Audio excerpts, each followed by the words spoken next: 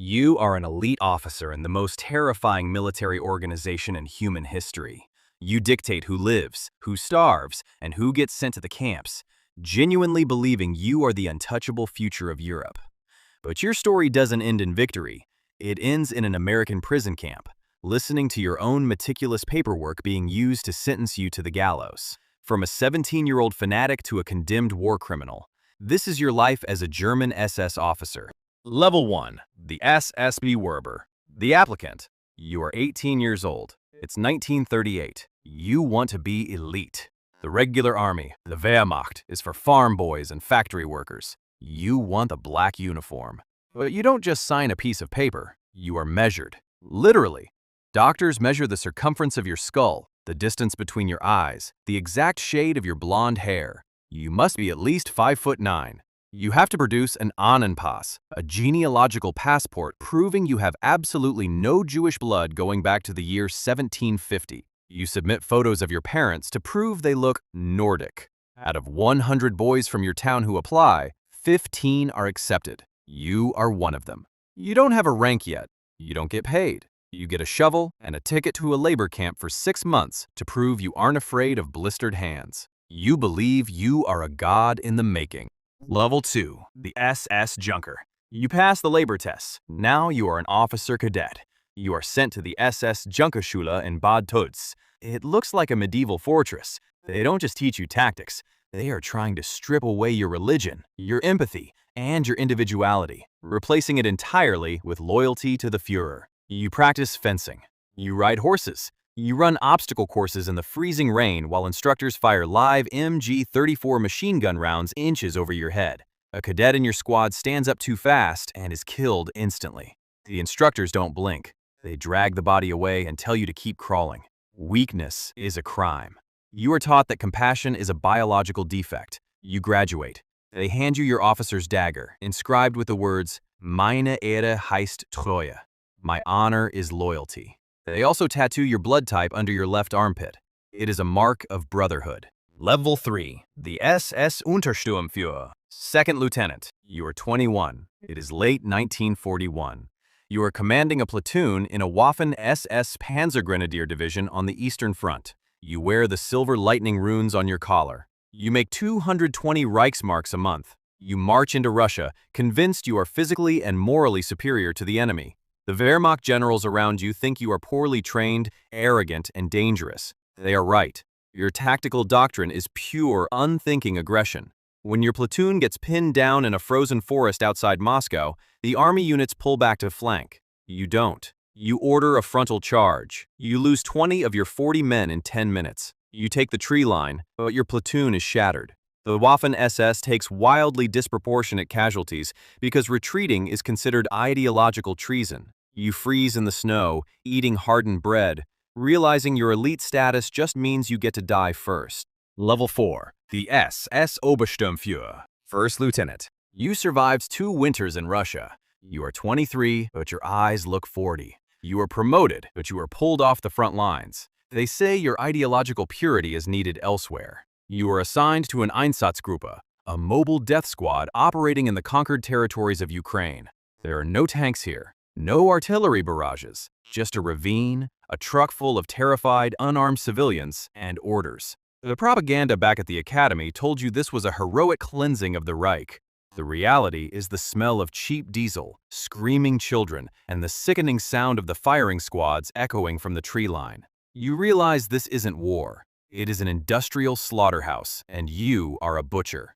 The men in your company stop talking. They drink constantly. The SS issues extra schnapps rations because the suicide rate among the executioners is spiking. The fanaticism is gone.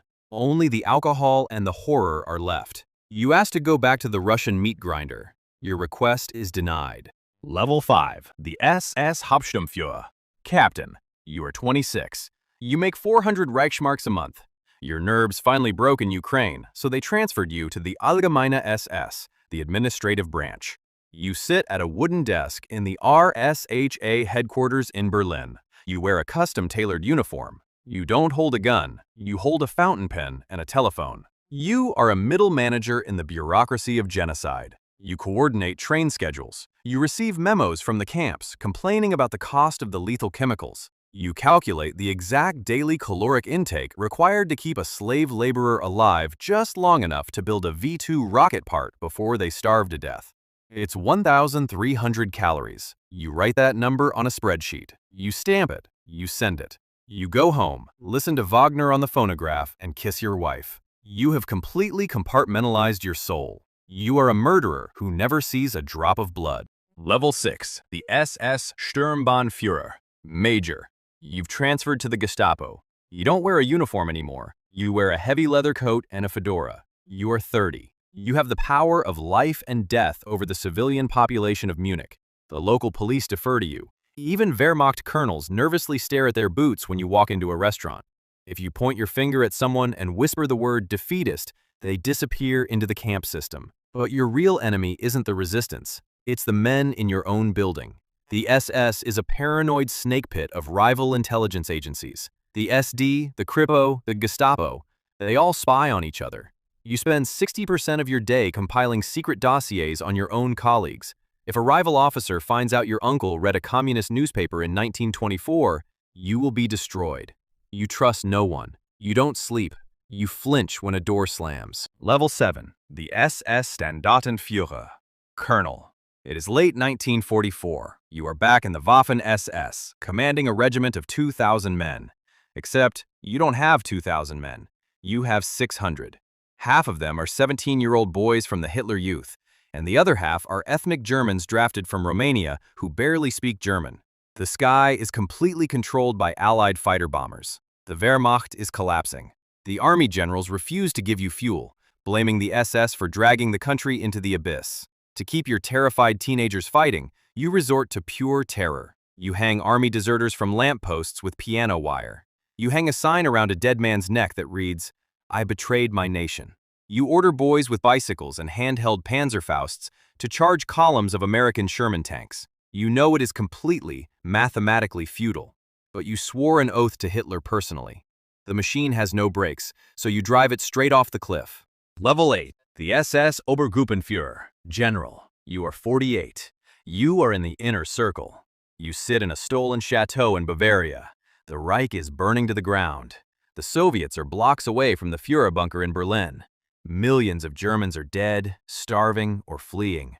And your ultimate boss, Reichsfuhrer Heinrich Himmler, sits across a mahogany table from you, completely detached from reality. He is talking about ancient Aryan runestones. He is suggesting herbal remedies for your stomach cramps. He honestly believes that if he just talks to the Americans, they will let him keep the SS intact to fight the Soviets. You look at him and realize the terrifying truth. The architects of this massive, continent-spanning nightmare are completely, genuinely insane. There is no master plan. There is only delusion. Level 9. The Fugitive. May 8, 1945. Germany surrenders. The mythology shatters overnight. You are terrified. The silver runes come off your collar. You burn your black uniform in a trash can. You find a dead Wehrmacht corporal in a ditch, steal his filthy, lice-ridden tunic, and smear mud on your face to blend in with the millions of refugees walking west to surrender to the Americans rather than the Soviets. You hide in a barn.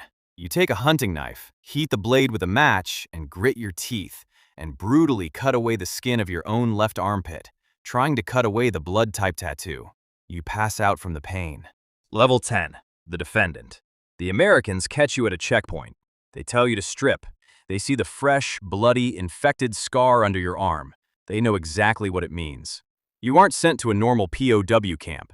You are sent to a high-security detention center. You claim you were just a soldier. You claim you were just following orders. You claim you knew nothing about the camps. But the Allies captured the RSHA archives. They have the train schedules. They have the 1,300-calorie spreadsheets. They have your signature, signed in black ink, neatly stamped. The arrogance of bad Tolts is gone. You are sitting in a courtroom in Nuremberg, wearing headphones, listening to a translator read your own paperwork back to you. The paper trail you built to prove your efficiency is the exact rope they will use to hang you. Subscribe for more videos, and don't forget to like the video.